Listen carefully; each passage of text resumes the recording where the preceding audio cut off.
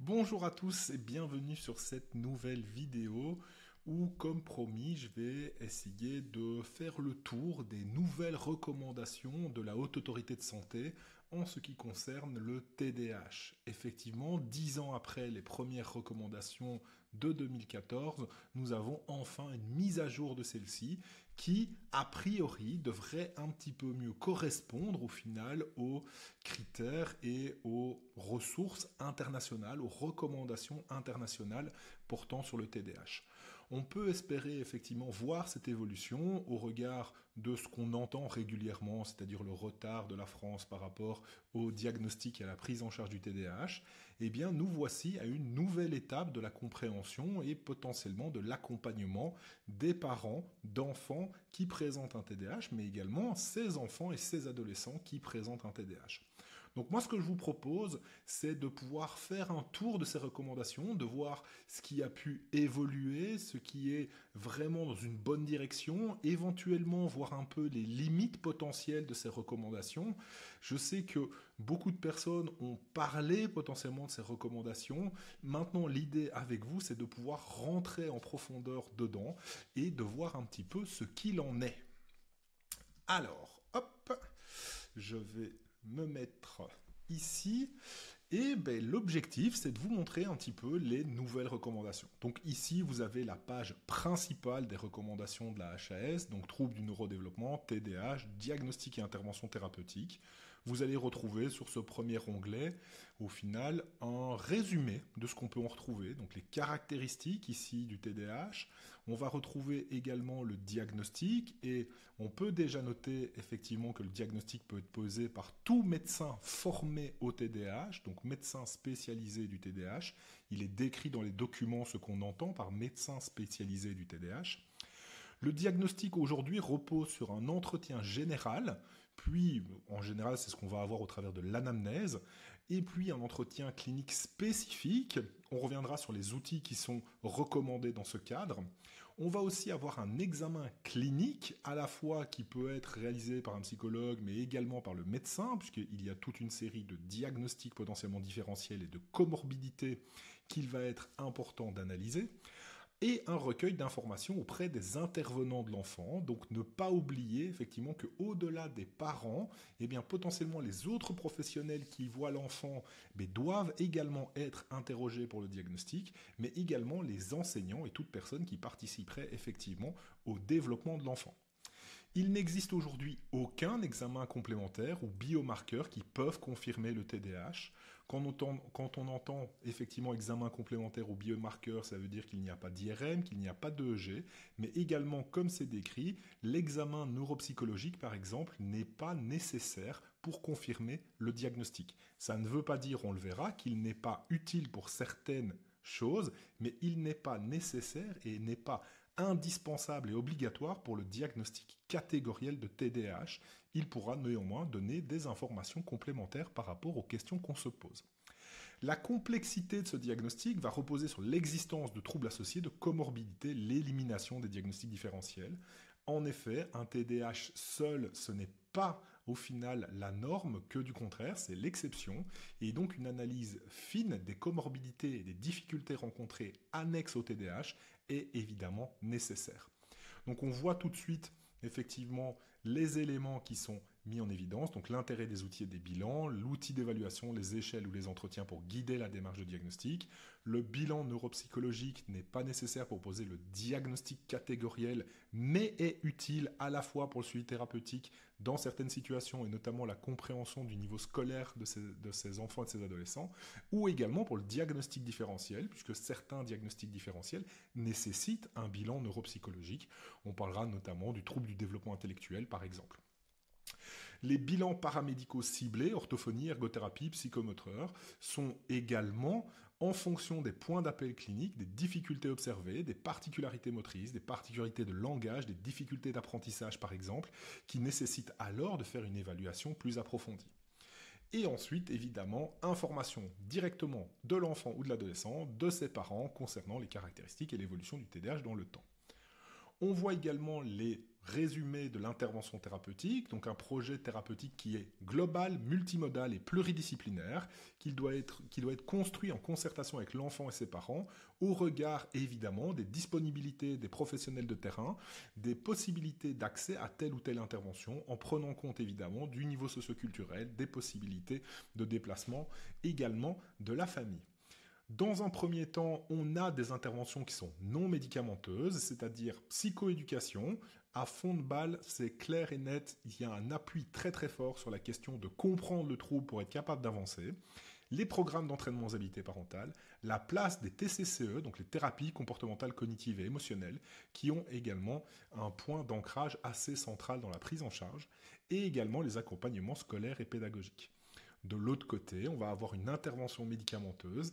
Il est très intéressant de voir qu'il est souligné aujourd'hui que c'est systématiquement associé à des mesures non médicamenteuses pour prendre en charge les retentissements, là où l'intervention médicamenteuse est quand même très centrée sur la symptomatologie du TDAH. Donc on voit également ces différents points. N'étant pas médecin, je ne me permettrai pas d'aller interroger et de questionner ces notions d'intervention médicamenteuse, mais sachez que tout l'argumentaire évidemment est disponible dans les recommandations. Il y a un point spécifique aujourd'hui sur les outils numériques et notamment la téléconsultation. Comme vous le voyez, vous avez différents documents ici qui sont mis en évidence. Donc on va avoir la synthèse du document, on va avoir les recommandations du document et on va justement parler de ce document en particulier. Vous allez voir qu'il y a l'argumentaire qui fait plus de 200 pages et qui reprend en fait la littérature qui est basée, qui a été utilisée pour développer les lignes directrices. J'aurai l'occasion d'en reparler. Vous avez une fiche de proposition de trame pour l'entretien diagnostique. Alors c'est surtout pour l'entretien d'anamnèse, mais évidemment de pouvoir poser les questions. Mais on verra qu'il existe des outils qui sont peut-être un petit peu plus spécifiques pour faire cet entretien diagnostique. Mais également la fiche du suivi de traitement du méthylphénidate chez l'enfant. Vous avez différents outils, et notamment 2 arbres décisionnels, à la fois pour les interventions médicamenteuses et pour les interventions thérapeutiques. Et vous avez des documents complémentaires, notamment l'avis du groupe de lecture, qui est constitué au fait de toutes les questions et toutes les remarques que les différents spécialistes qui ont participé à l'écriture de ces lignes directrices. Donc, troubles du neurodéveloppement également, diagnostic et prise en charge des enfants et d'adolescents, c'est la note de cadrage qui a été proposée pour constituer au final ces lignes directrices. Donc moi ce que je vous propose, c'est qu'on fasse un petit tour et de regarder déjà très rapidement la synthèse qui est disponible. C'est une synthèse qui est en 4 pages où vous allez retrouver justement les caractéristiques diagnostiques, ce que je viens de vous dire, les interventions thérapeutiques et l'outil numérique, donc ce qu'on retrouve sur la page initiale de la HAS, et les arbres décisionnels. Donc comme vous le voyez, pour les interventions thérapeutiques, aujourd'hui on va avoir intervention lors du diagnostic, la psychoéducation, qui doit être mise en place dès le diagnostic et qui doit être poursuivie tout le long du suivi pour s'assurer que les patients comprennent et leur entourage comprennent précisément ce qu'est le TDAH, ce que ça engage, quels sont les retentissements, comprennent que le TDAH est quelque chose qui est fluctuant dans le temps, que nous n'avons pas les mêmes attentes avec un enfant de 6 ans et avec un adolescent de 14, même s'ils ont le même trouble, on doit adapter évidemment nos interventions au fonctionnement du patient. Ensuite, les interventions initiales, quant à elles, sont en fait structurées autour des aménagements scolaires et pédagogiques, mais également des programmes d'entraînement aux habilités parentales. Donc, interventions non médicamenteuses à poursuivre en fonction des besoins. Évidemment, on ne va pas faire de PEHP quand il n'y a pas de difficultés spécifiques en famille. On ne mettra pas d'aménagement scolaire et pédagogique s'il n'y a pas de problème à l'école. Il ne faut pas obligatoirement mettre des choses en place quand il n'existe pas de retentissement spécifique par rapport aux difficultés rencontrées dans le TDAH. Traitement médicamenteux, intervention médicamenteuse à rajouter en fonction de la sévérité des symptômes et de leur impact négatif sur le quotidien du patient. Et en cas d'intensité sévère, elle peut être débutée après la psychoéducation. Donc, on sait qu'on va classer le TDAH selon sa sévérité et en cas de difficulté vraiment en fonction de la sévérité des symptômes et notamment du fait peut-être du manque d'efficacité des aménagements qu'on va mettre ou des programmes, on peut penser au traitement médicamenteux en parallèle, mais également le mettre quasiment en première intention avec la psychoéducation en cas de TDAH sévère aujourd'hui. Les interventions complémentaires qui sont proposées, les thérapies cognitivo-comportementales et émotionnelles, interventions qui doivent être rajoutées si besoin, chez l'adolescent notamment. On précise vraiment chez l'adolescent qu'il va avoir les compétences, notamment cognitives, pour être capable de assimiler ces thérapies et de pouvoir les mettre en place globalement, et notamment en cas de symptômes anxieux, dépressifs, l'impulsivité ou toute grande difficulté de trouble de la gestion des émotions. Donc on voit que ce n'est pas spécifiquement attaché au TDAH en lui-même, mais bien aux processus annexes et notamment aux processus cognitifs qui sont aussi parfois à la base du TDAH, tels que l'impulsivité par exemple. On va retrouver également toute une série de rééducations ciblées qui est à rajouter si besoin en fonction des comorbidités. Donc ce sont des rééducations qui sont spécifiques, notamment par exemple les rééducations orthophoniques dans le cas de difficultés de langage associées au TDAH. Ensuite, l'arbre décisionnel des interventions médicamenteuses. Comme je vous ai dit, je ne m'attarde pas dessus, mais vous voyez que ce sont des choses qui sont disponibles.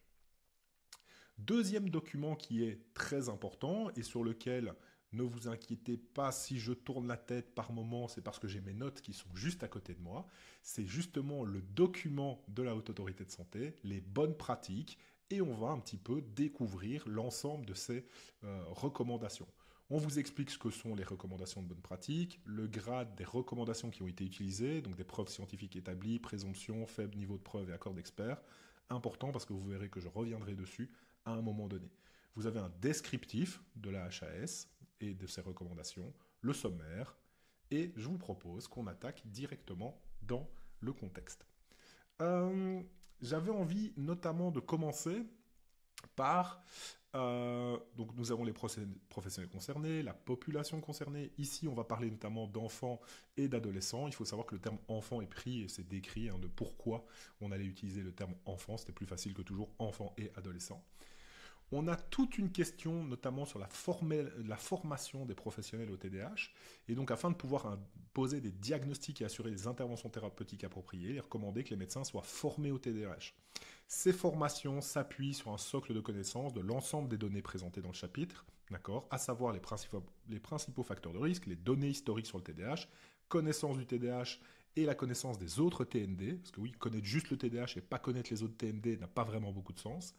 Les éléments sémiologiques et cliniques qui conduisent au diagnostic, les connaissances des outils et des tests utiles dans l'évaluation d'un TDAH et de ses indications, les retentissements somatiques, psychologiques, cognitifs, émotionnels du TDAH, les retentissements dans la vie sociale, académique, professionnelle, mode d'évolution possible. Oui, on n'oublie pas qu'on est dans un trouble du neurodéveloppement et qu'il y a une trajectoire développementale qu'il est important de comprendre. Et évidemment les connaissances scientifiques concernant les mécanismes d'action, de tolérance et d'efficacité des traitements médicamenteux et non médicamenteux. Donc il est recommandé que ce médecin spécialisé dans le TDAH ait acquis une connaissance aussi du développement normal et pathologique de l'enfant sur le plan neurologique, psychomoteur, affectif, psychologique et cognitif. Ce qui demande quand même beaucoup d'informations, beaucoup de connaissances que beaucoup de professionnels, qu'ils soient médecins ou pas d'ailleurs, aujourd'hui n'ont pas forcément. Donc on voit que le cadrage qui est proposé aussi par la HAS, c'est d'avoir des personnes qui sont vraiment spécialisées pour être capables de poser des diagnostics qui sont justement les plus précis possibles et qu'ils aient les connaissances justement des outils qu'ils utilisent, des retentissements, des potentiels impacts que le TDAH va avoir dans le temps, mais également des connaissances sur la médication et les traitements non médicamenteux également, puisque ces médecins spécialisés vont être la ligne directrice de l'accompagnement potentiel des patients et donc pour éviter justement des erreurs potentielles d'orientation et ainsi de suite, il est important d'avoir ces connaissances. Donc, ça va être important aussi que les formations se développent dans ce sens pour les médecins, pour qu'ils puissent justement acquérir l'ensemble de ces compétences. Ce qu'on voit aussi, c'est que le groupe de travail de ces lignes directrices a suggéré que cette formation soit validée justement par les collèges nationaux professionnels concernés. Et cette compétence, elle va être soit un diplôme universitaire, une formation continue post-universitaire, qui va demander à la fois une formation théorique et pratique, d'accord, qui normalement devrait être acquise auprès d'un praticien ou d'une équipe spécialisée. Donc on va voir quand même dans le temps que ces médecins spécialisés, il a été proposé quand même que les formations montent d'un niveau un petit peu. On le voit justement dans le développement notamment des diplômes universitaires autour du TDAH, de voir que c'est un format qui risque d'être bien proposé pour valider la spécialisation dans le cadre du TDAH de ces médecins. Donc, on va avoir quand même cette idée de contenu de formation qui va évoluer, qui va monter clairement d'un niveau, et je pense que c'est une excellente chose, justement, pour l'avenir. On va voir aussi, je tiens à souligner justement avant cette formation des professionnels, c'est qu'on va retrouver notamment une phrase qui, moi, me semble relativement importante. Comme la majorité des TND, d'accord, il n'y a pas de limite d'âge inférieure établie pour poser le diagnostic de TDAH. Alors, je vais revenir sur cette phrase plus loin, mais quand même, je pense qu'il est important aujourd'hui de comprendre effectivement que il n'y a pas de limite d'âge inférieure. Donc, les personnes qui nous disent on ne diagnostique pas avant 7 ans, avant 8 ans, avant 9 ans, avant... Non, c'est dans les lignes directrices internationales aujourd'hui, la HAS mentionne que comme pour la majorité des TND, il n'y a pas de limite d'âge inférieure. D'accord ? Donc il faut arrêter avec ce discours de on ne diagnostique pas avant 7 ans et ainsi de suite. Aujourd'hui, on est relativement au clair là-dessus. On a des programmes justement TND 2023-2027 en France qui ont comme objectif de faire du diagnostic précoce. D'accord ? Eh bien oui, on peut faire du diagnostic précoce. Donc ce n'est plus une erreur médicale, ce n'est plus fondamentalement sanctionnable de diagnostiquer avant 6 ans. Hein. La seule question, c'est de savoir comment on le fait. Et donc la formation des professionnels est tellement importante pour éviter justement le surdiagnostic trop rapide et d'avoir un protocole d'évaluation qui a du sens. Alors si j'avance, hop, tac, je vais avancer dans ces aspects-là. Vous avez toute une généralité, la définition du TDAH, l'historique évidemment qu'on va retrouver, les différentes classifications qui aujourd'hui sont utilisées. Sachez que les recommandations se basent quand même à la fois sur la CIM-11 et sur le DSM-5-TR. Et pour information, on mentionne qu'il y a aussi la CFTMEA de 2020, mais qui pour le coup n'a pas vraiment d'impact sur la question du diagnostic de TDAH. On va vous parler de la prévalence, des caractéristiques des patients, des retentissements. Et ensuite, petit point qui, moi, me semble un peu particulier, c'est l'étiologie. Et notamment un point qui m'a questionné, c'est qu'on nous mentionne que sur le plan neuropsychologique, c'est la fonction attentionnelle qui est le mécanisme principal. Et ça, pour moi, c'est un truc qui m'a questionné, puisqu'au final, dans le TDAH, c'est justement pas les fonctions attentionnelles qui sont le mécanisme principal, mais bien les fonctions exécutives.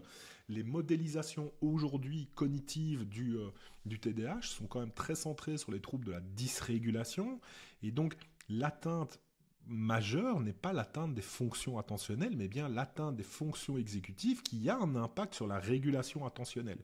Ça ne veut pas dire que les fonctions attentionnelles sont parfaites et nickel, c'est juste que la littérature a plutôt tendance à s'appuyer beaucoup sur les fonctions exécutives, et c'est ce qu'on retrouve d'ailleurs dans l'argumentaire de 200 pages qui est juste à côté, hein, ce qui est en fait, si vous prenez l'autre document que vous allez retrouver dans les 234 pages, vous allez avoir ces notions aussi, et vous allez retrouver notamment les points de vigilance et notamment les mécanismes à la base du TDAH, et il est expliqué pendant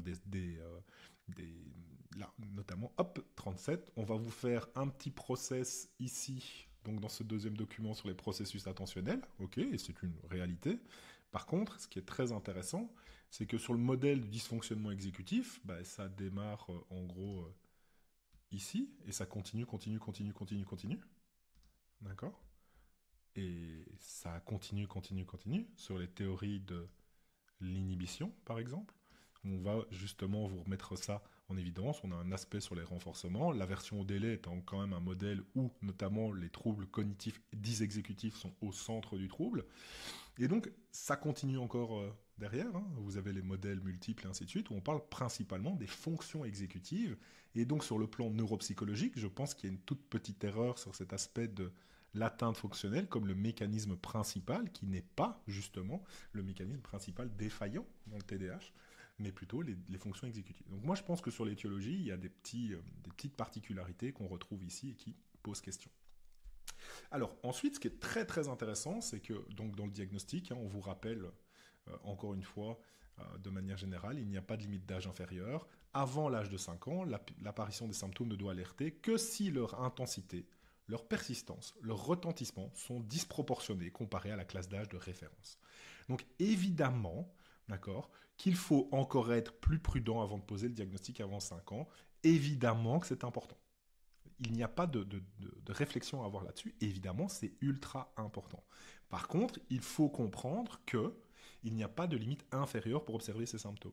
La majorité des recommandations internationales vont mentionner un âge pivot entre 4 et 5 ans, où on va quand même retrouver beaucoup plus facilement justement l'intensité, la persistance et les retentissements disproportionnés.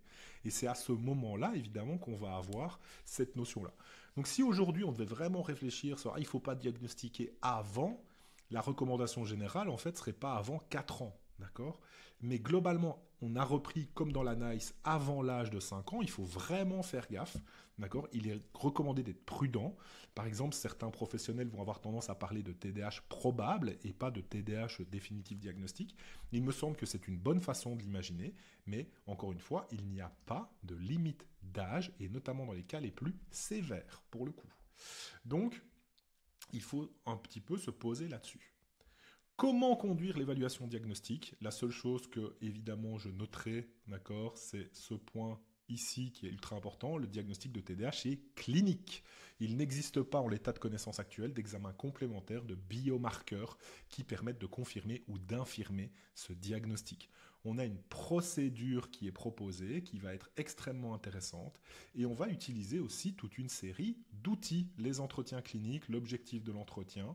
On précise comment se passent aujourd'hui les évaluations du TDAH. Donc les modalités de l'entretien clinique, l'observation et l'examen clinique de l'enfant. Un examen clinique, c'est qui comprend un examen morphologique, poids, taille, IMC, courbe de croissance, périmètre crânien, une orientation besoin, si spécialistes, ORL, ophtalmo-cardiologue, gynécologue, neurologue, en fonction des points d'appel. Donc on va aller retrouver ces éléments-là, d'accord ? Ensuite, le recueil d'informations auprès des intervenants scolaires, périscolaires, médicaux, sociaux. Évidemment, comme je vous l'ai dit, on va aller chercher ces informations petit à petit avec les autres professionnels et les autres personnes qui interviennent justement là-dedans.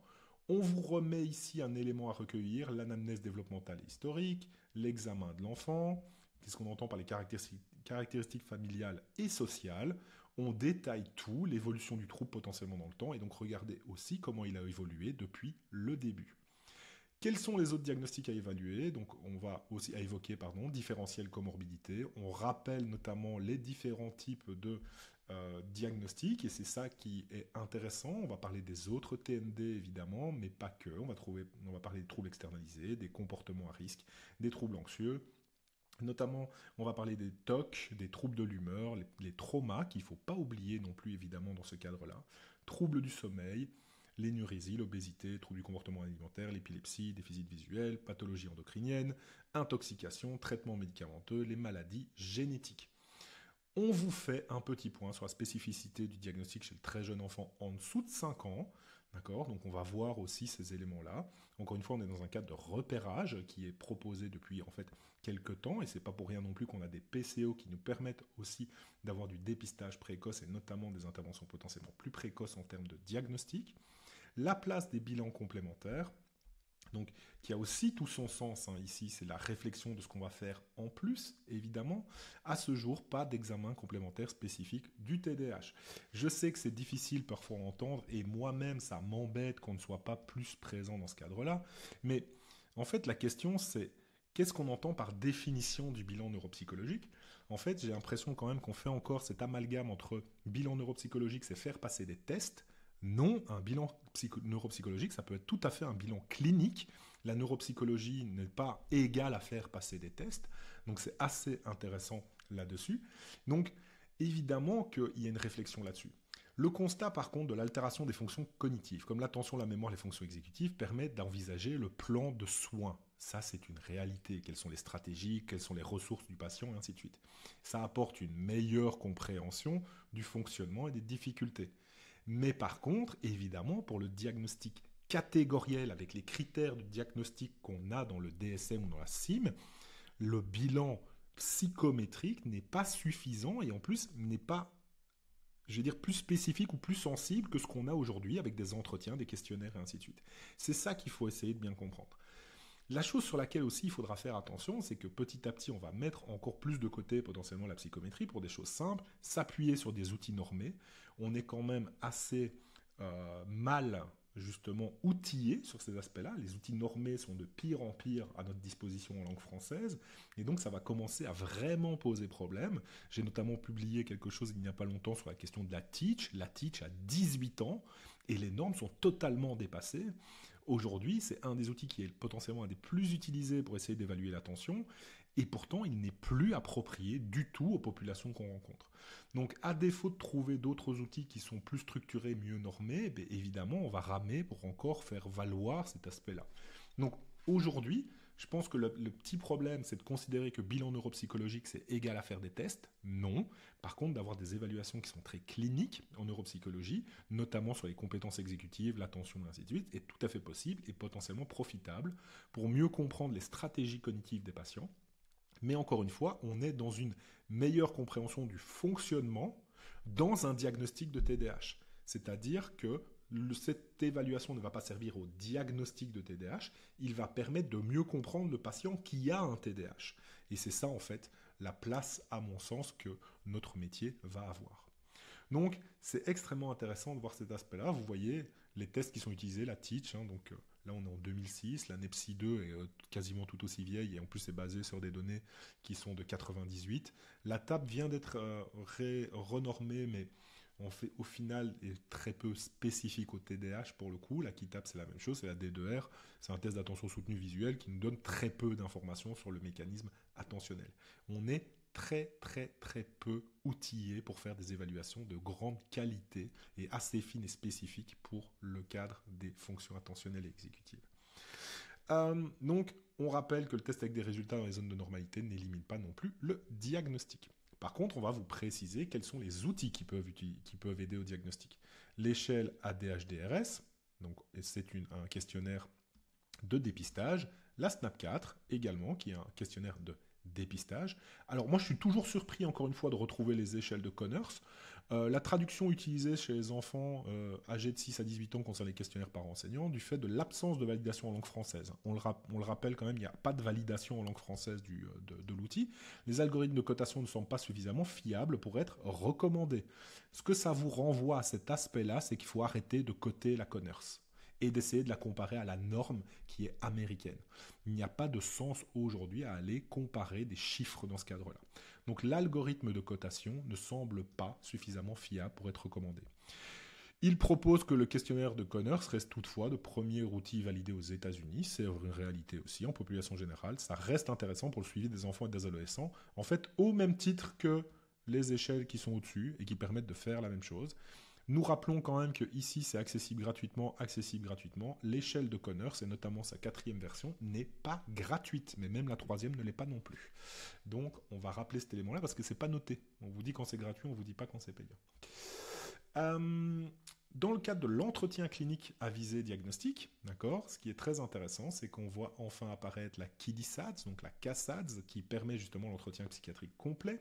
On voit aussi la Diva enfant ou la Young Diva. Il est traduit, mais il n'est pas encore validé en français, même s'il y a des travaux qui sont en cours pour ces aspects-là. Et donc, on a toute une démarche aujourd'hui. On vous propose aussi que les questionnaires comme l'échelle de Brown ou la Brief évaluent notamment les fonctions exécutives. On a une validité en français. Encore une fois, elles ne sont pas nécessaires au diagnostic, mais bien à la compréhension du fonctionnement du patient, et qui nous permet en fait d'avoir quelque chose de structuré. Si on veut se faire un point d'évaluation aujourd'hui du TDAH, il n'y a pas de limite d'âge minimal pour poser le diagnostic.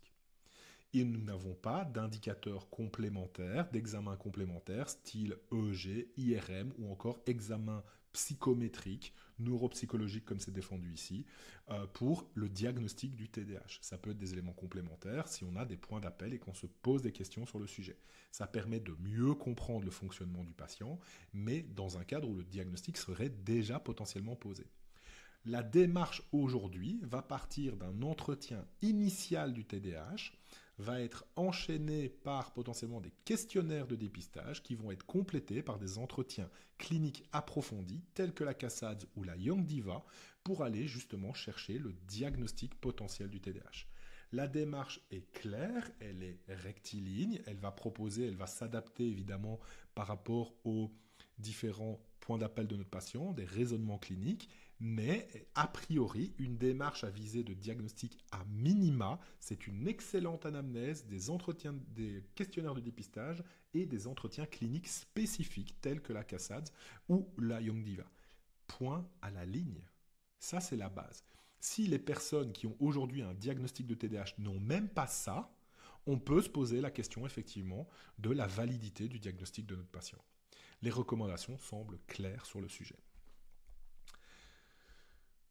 Point suivant, les interventions thérapeutiques. On va retrouver donc les interventions non médicamenteuses et notamment dans un premier temps les interventions centrées sur l'environnement familial et scolaire, la psychoéducation.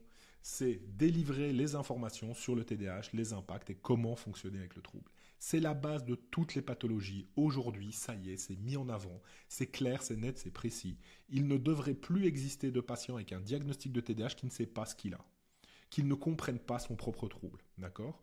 Les objectifs vont être d'expliquer le diagnostic aux parents et à l'enfant, expliquer le trouble, confronter les idées reçues aux données médicales, c'est-à-dire que tout ce qui est mythe, croyance, ainsi de suite, doit être directement déstructuré. D'accord ? On doit avancer vers des données qui sont solides. On accompagne les familles, on donne des perspectives d'évolution, on garde la question dans les recommandations du cadre en 2020. Ils disent « entretenez l'espoir du développement positif ». D'accord ? On va retrouver ces aspects-là. On détaille et on personnalise les options d'intervention possibles, c'est-à-dire qu'on explique les possibilités qui sont données en termes de prise en charge par rapport au profil spécifique. Donc on est toujours dans de l'éducation et on répond évidemment aux questions. Ces psychoéducations sont délivrées par des professionnels qui sont formés au TDAH. D'accord ? Pas par n'importe qui, c'est des formés au TDAH qui vont faire ça. Donc on va retrouver ces notions-là. Ensuite, on va vous parler des PEHP, les programmes d'entraînement aux habilités parentales, qui sont des programmes spécifiques destinés aux parents, afin d'aider à adapter les stratégies éducatives au quotidien. C'est proposé en général sous forme de groupe thérapeutique, mais ce n'est pas obligatoire, ça peut être réalisé en individuel, ça peut être en présentiel ou en distanciel, d'accord ? Donc on vous précise tout ça, et ces programmes s'appuient sur les TCCE, comme on les connaît. Donc évidemment que la majorité de ces programmes aujourd'hui, en fait, ont une première partie qui inclut la psychoéducation. D'accord ? Quand on fait des programmes d'entraînement aux habilités parentales, il n'est pas rare de commencer par la psychoéducation, ce qui permet aussi d'avancer là-dessus. Alors, ce qu'on va voir, c'est, je vous rappelle, il y avait des grades au départ de qualité des études. Donc, en fait, le grade C, pour rappeler rapidement, hein, c'est des niveaux faibles de preuves. Donc, dès que le diagnostic de TDAH est posé chez l'enfant ou l'adolescent, il est recommandé en première intention un suivi de programme d'entraînement aux habilités parentales, PEHP, grade C. Alors, ça veut dire qu'on aurait des faibles niveaux de preuves. En fait, les faibles niveaux de preuves, ils sont connus simplement pour une raison toute bête. C'est que les PEHP ne sont pas faits pour le TDAH. Le niveau de preuve d'efficacité des PEHP sur le TDAH est plus faible. C'est clair et net, parce que ce n'est pas son objectif premier. Les PEHP, c'est centré sur les problématiques comportementales. Ça gère les comportements du quotidien. Le TDAH, vous n'allez pas faire baisser des symptômes de TDAH avec un PEHP. Vous allez faire en sorte que des parents soient en capacité d'accepter, de comprendre et d'intervenir pour gérer les comportements difficiles, notamment du trouble oppositionnel et de provocation. Pour moi, encore une fois, ça, c'est une erreur fondamentale de la compréhension des PEHP. C'est-à-dire que pour moi, c'est un raccourci de le mettre en évidence dans le cas du TDAH, alors que ça n'est pas son objectif premier, a priori. Donc, évidemment que beaucoup d'enfants qui présentent un TDAH présentent des comorbidités comportementales, mais c'est vrai que c'est pas spécifiquement là-dessus. Et donc oui, effectivement, il y a un faible niveau de preuve de l'efficacité des PEHP dans le TDAH seul. Ce n'est pas fait pour le TDAH en lui-même. C'est pour ça que vous avez cette petite phrase, les PEHP sont d'autant plus indiqués si l'enfant présente des troubles du comportement, et en particulier un trouble oppositionnel avec provocation. Donc, on rappelle aussi la faible accessibilité des territoires, donc évidemment qu'il y a une vraie réflexion aujourd'hui. Le groupe de travail a mentionné l'importance aussi de développer des formations dans ce sens. Donc vous voyez, juste pour vous marquer le truc, principaux programmes, notamment PEHP disponibles et validés en France, mais le programme de Russell Barclay, effectivement, on rappellera, ce programme ne s'appelle pas ADHD Children, mais bien Defiant Children, donc qui cible sur la défiance, l'opposition, la provocation, et pas sur le TDAH. Donc ça, c'est un truc qui est aussi important, et on va retrouver les programmes de multipropulsion, Incredible Years, le triple P aussi, et le PCIT, à ne pas confondre potentiellement avec CPIM. Ce ne sont pas les mêmes programmes. Je mentionne ça parce que je l'ai entendu il n'y a pas longtemps. Le CPIM était une traduction française de PCIT. Ils n'ont jamais dit ça, hein, je tiens à le préciser quand même. Mais ce n'est pas du tout la même chose pour le coup. Parent-Child Interaction Therapy, qui est un programme extrêmement structuré avec énormément de données de littérature, contrairement potentiellement au CPIM dont on entend parler. Donc on a aussi les programmes de TP qui vont commencer petit à petit à se mettre en place également avec l'avancée des connaissances. Notamment, je tiens à mentionner qu'à Montpellier, l'équipe du docteur Bagdali a développé un programme de TP et notamment a publié un livre dans ce contexte. Donc effectivement, on va retrouver un petit peu ces éléments et le développement qu'on va retrouver dans ce cadre-là. Alors, un petit point juste d'accroche, c'est le cas particulier du harcèlement scolaire également. Alors, il faut vraiment faire attention, effectivement, vis-à-vis du harcèlement scolaire. N'oublions pas, et c'est un point capital, que ce qu'on surveille dans le harcèlement scolaire, dans le TDAH, c'est qu'ils peuvent être victimes, mais également acteurs. Donc, effectivement, on a des données sur ce sujet qui montrent qu'ils sont soit l'un, soit l'autre dans ce contexte. Alors, pas toujours, hein, évidemment, hein, mais il ne faut pas oublier non plus cette idée de victime-acteur parfois qui peut être important, et il y a vraiment un point d'action sur ce sujet qui est indispensable. Nous avons aussi toutes les interventions scolaires qui sont proposées, donc la MDPH, la place des AESH, les aménagements scolaires avec tous les plans possibles d'accompagnement personnalisé et ainsi de suite qui sont mis en évidence. Donc on va retrouver tout ça. Je trouve dommage qu'on parle d'aménagement scolaire, mais j'ai pas retrouvé le grade d'efficacité de ce type d'approche aujourd'hui dans le cadre du TDAH.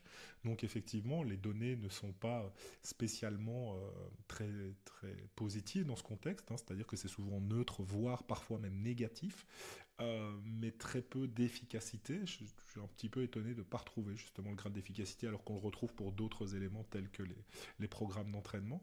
Donc je pense que ça va être un peu aussi à réguler. Ce qui est intéressant quand même, c'est qu'il le mentionne, c'est que le tiers-temps n'est pas adapté de façon systématique, d'accord ? C'est préférable de demander des pauses en cours d'épreuve. On a des aspects plus spécifiques. Bon, bah ça, après, moi, je suis peu...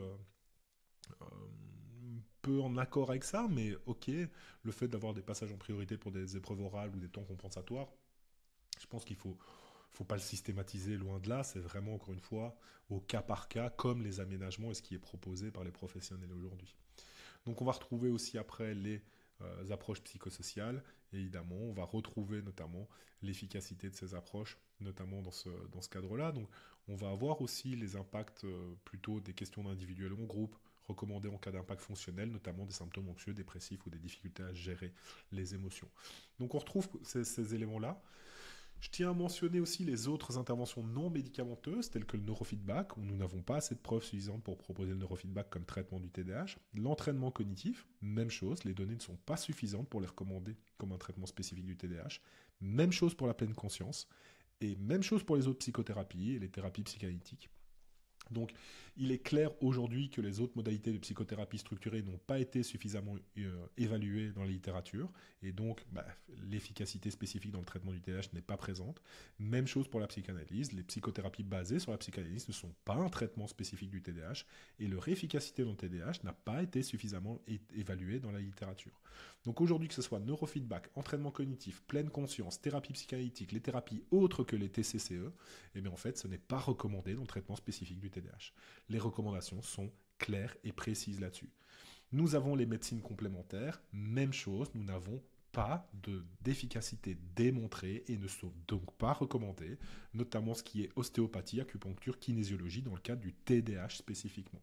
Rien de tout ça n'est aujourd'hui validé, et il faut l'informer pour en fait la question possible, dont on entend parfois, de remplacer des prises en charge existantes, notamment par ces approches plus des médecines complémentaires. Et aujourd'hui, c'est un risque de perte de temps, c'est un risque de perte d'argent, et quoi qu'on en pense, ça peut avoir un effet négatif potentiel sur la santé, puisque tout retard qui est pris par rapport à la prise en charge du TDAH peut entraîner notamment des pertes de chance dans l'avenir. Donc ça, c'est des éléments aussi à mettre en évidence. Nous retrouvons ensuite évidemment l'hygiène de vie, les habitudes de vie. On va retrouver les aspects de sommeil, on va retrouver les aspects d'alimentation, On va retrouver l'activité physique, évidemment. Et donc, ça, ce sont des éléments qui sont extrêmement intéressants aussi à mettre en évidence. Vous voyez que dans ces recommandations, on va interroger de façon systématique les familles sur le mode de vie de l'enfant ayant un TDAH, activité physique, sommeil, alimentation et usage des écrans, qui sont aujourd'hui au centre en fait de la compréhension, de l'accompagnement de ces familles. Donc, ici, traitement médicamenteux, je ne vais pas y aller, comme je vous l'ai dit, moi je ne suis pas médecin, je ne vais pas me rentrer là-dedans, même si je peux avoir une réflexion théorique sur le sujet, mais je pense que ce n'est pas le but et que cette vidéo est déjà suffisamment longue pour vous amener un maximum d'informations. Si je veux être au final très synthétique par rapport à tout ça, je trouve que ces recommandations aujourd'hui, elles sont extrêmement positives dans le sens où on a une vraie évolution des pratiques par rapport à ce qu'on voyait en 2014. Je pense que malgré tout, il reste pas mal de travail et notamment, il y a pas mal de choses qui sont proposées par le groupe de travail qui vont être nécessaires et notamment sur la formation des professionnels de santé. On va dans le bon sens. Je trouve qu'il y a encore quelques petites approximations qui sont présentes.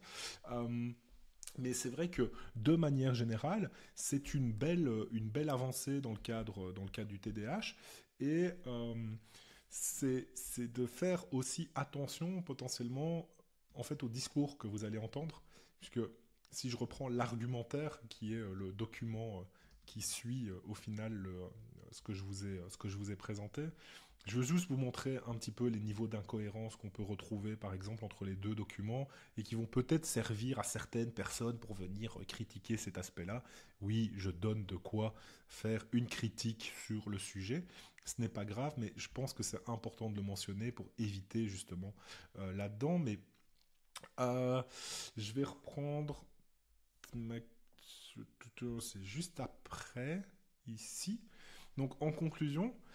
je trouve ça assez étonnant de voir qu'on a fait des choix qui sont que le diagnostic n'a pas de limite d'âge et de retrouver par exemple ce point ici, ce point-ci. Selon les données internationales, il est recommandé de porter un diagnostic à partir de l'âge de 7 ans, alors que les données qui sont au-dessus et qui parlent de ça ne vous disent pas du tout cet élément-là. Je pense que c'est une erreur d'avoir laissé ce paragraphe dans de rares cas avant l'âge de 7 ans, mais après l'âge de 5 ans, alors qu'on vous dit que on pourrait éventuellement le faire avant l'âge de 5 ans. Je pense que ça, par exemple, c'est des toutes petites erreurs qui sont plutôt de l'ordre de la difficulté de créer aujourd'hui des lignes directrices. C'est-à-dire qu'on peut aller les critiquer, on peut dire « Ah oui, mais il reste des trucs ». Je pense que ce que ça représente, c'est la difficulté de réunir autant de professionnels autour d'un document synthétique qu'ils rédigent, chacun un petit peu des blocs différents. Il y a plusieurs rédacteurs pour cet aspect-là. Et de retrouver cette incohérence ces cohérences sur plus de 250 pages avec des recommandations synthétiques qui vont dans cet élément-là. Je pense qu'aujourd'hui, si on doit garder notre aspect-là, c'est pas forcément le document de l'argumentaire, mais vraiment les recommandations de bonne pratique qui aujourd'hui sont celles qu'il faut suivre et qui mentionne justement ces éléments de pas d'âge limite bas du diagnostic.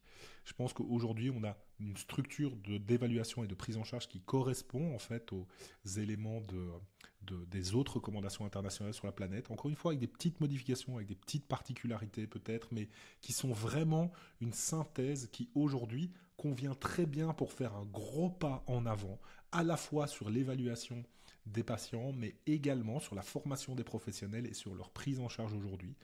Maintenant, j'ai envie de dire, il ne reste plus qu'à, c'est-à-dire qu'il me semble qu'aujourd'hui, être professionnel de santé et ignorer ces recommandations, il faut peut-être réfléchir aussi à sa propre pratique.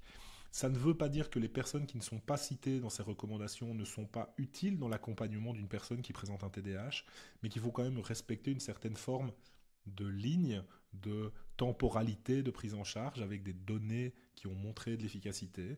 Ça ne veut pas dire que tous les patients vont avoir juste avec ça suffisamment de prise en charge pour fonctionner correctement au quotidien. Il ne faut pas se voir et se vexer de ne pas être dans les lignes premières directrices du truc, mais plutôt de se dire « Ok, j'ai ma place dans l'accompagnement des patients, mais peut-être que d'autres personnes qui ont une autre orientation, dans le cadre spécifique du TDAH, ont une place à jouer qui arrive avant moi. » Donc, voyons ça de cette façon-là. J'ai envie de dire bravo pour la HAS et bravo à tout le groupe et à toutes les personnes qui ont relu, à toutes les personnes qui ont constitué ces recommandations.